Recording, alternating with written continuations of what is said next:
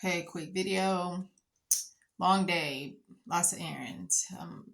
Pull all-nighter and anyways, so this was a blessing from a shelter or food bank. Pretty much, it was a food bank, not shelter. Sorry. Um, until I get back working, then I'll get my own and also my own size underwear diapers.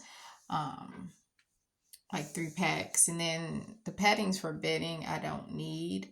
But I try to be positive as much as possible. And I'm trying to reduce my anxiety. I will say it's reduced than before, after getting bladder Botox and bladder pills. Um, so if I made it through being cross-eyed for a long time and being bullied in all ways you can think, except when my guardian angels, both of my sisters, um, when I was a kid.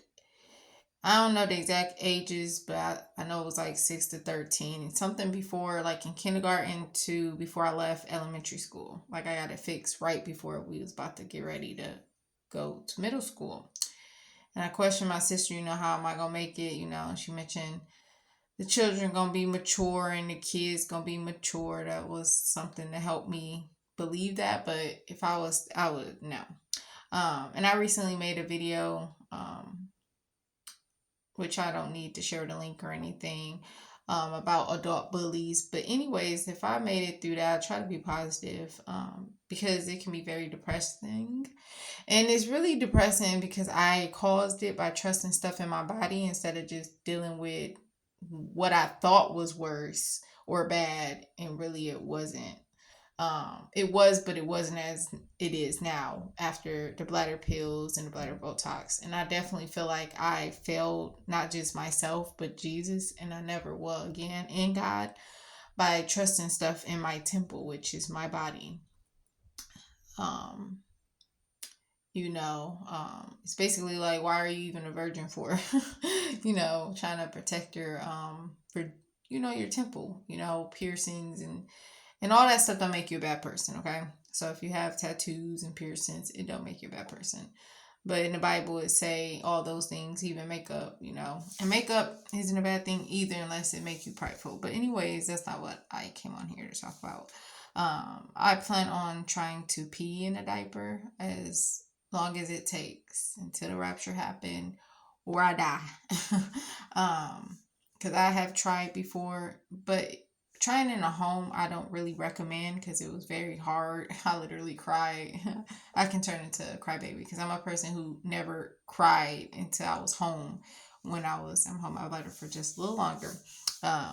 When I used to deal with my coping mechanisms as a kid, or how to cope being bullied, I thought, would stop after so long. Like eventually they're gonna get tired, eventually it's gonna be known. But no, it never did. It was every single day, mentally, physically, emotionally, etc.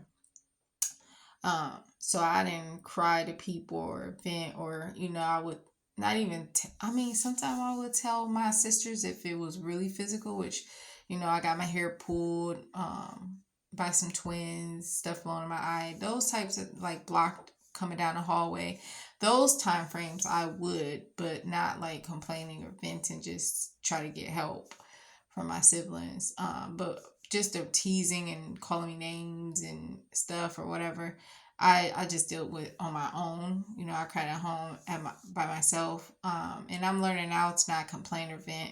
And I'd be like trying to explain instead of the other two.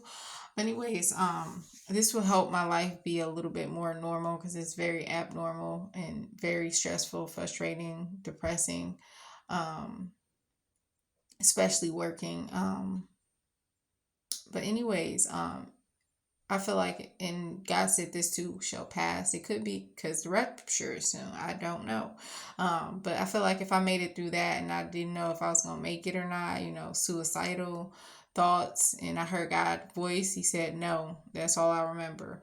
I feel like if I made it through that and I didn't think I could make it through that, I could make it through this. And I feel like there is always a tunnel at the end of the light. You see those Cleveland women survived 10 years held in captive. So